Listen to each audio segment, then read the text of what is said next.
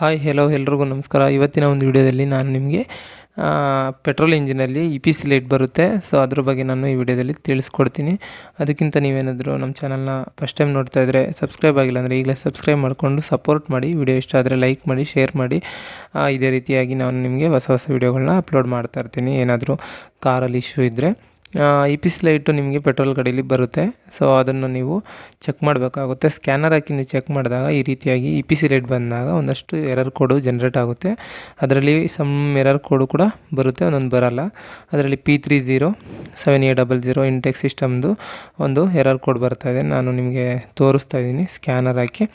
ಈ ಒಂದು error code ಬಂದಾಗ ನೀವೇನಪ್ಪ ಮಾಡಬೇಕು ಅಂದರೆ ಚೆಕ್ ಮಾಡಬೇಕಾಗುತ್ತೆ ಏನಾಗಿದೆ ಅಂತ ಇಂಜಿನಲ್ಲಿ ಏನಾದರೂ ಪ್ರಾಬ್ಲಮ್ ಇದೆಯಾ ಅಂತ. ಸೊ ಇಂಜಿನಲ್ಲಿ ಏನಾದರೂ ಪ್ರಾಬ್ಲಮ್ ಇದ್ದರೆ ನಿಮಗೆ ಈ ರೀತಿಯಾಗಿ EPC ಲೈಟ್ ಬಂದು ಪ್ರಾಬ್ಲಮ್ ಕ್ರಿಯೇಟ್ ಆಗುತ್ತೆ.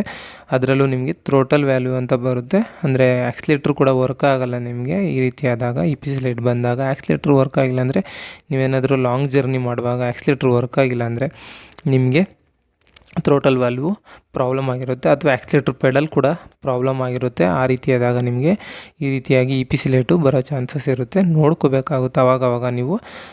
ನಾನು ನಿಮಗೆ ಥ್ರೋಟಲ್ ವ್ಯಾಲ್ಯೂನ ತೋರಿಸ್ತಾ ಇದ್ದೀನಿ, ನೋಡ್ತಾ ಇದ್ದೀರಾ. ಈ ಥ್ರೋಟಲ್ ವ್ಯಾಲ್ಯೂ ಏನಾಗಿರುತ್ತೆ, ಕಾರ್ಬನ್ ಜಾಸ್ತಿಯಾಗಿ ನಿಮಗೆ ಕಾರ್ಬನ್ ಡೆಪಾಸಿಟ್ ಜಾಸ್ತಿಯಾಗಿ ನಿಮಗೆ ಡಸ್ಟ್ ಎಲ್ಲ ತುಂಬಿಕೊಂಡು ರೆಸ್ಪಾನ್ಸ್ ಮಾಡ್ತಾ ಇರಲ್ಲ.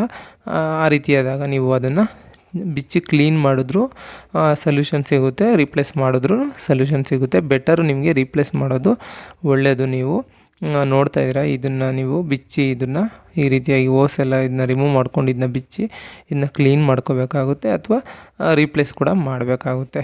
ಅಥವಾ ಇನ್ ಕೇಸು ಸಮ್ ಕೇಸಸಲ್ಲಿ ನಿಮಗೆ ಇಂಟೇಕ್ ಸಿಸ್ಟಮಲ್ಲಿ ಏನಾದರೂ ಪ್ರಾಬ್ಲಮ್ ಇರುತ್ತೆ. ಈ ರೀತಿ ಆದಾಗ ನಿಮಗೆ ಈ ರೀತಿ EPC ಲೈಟು ಕ್ಲಸ್ಟರಲ್ಲಿ ಬರ್ತಾ ಇರುತ್ತೆ, ಅದು ನಿಮಗೆ ಹೋಗಲ್ಲ.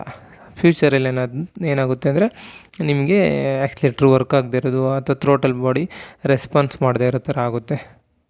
ಸೊ ಇದಕ್ಕೆ ಈ ರೀತಿಯಾಗಿ ಸೊಲ್ಯೂಷನ್, ಈ ಫಾಲ್ಟ್ ಕೋಡ್ ಬಂದಾಗ ನೀವು ಇದನ್ನು ಸೊಲ್ಯೂಷನ್ನ ಯೂಸ್ ಮಾಡ್ಕೋಬೇಕಾಗುತ್ತೆ.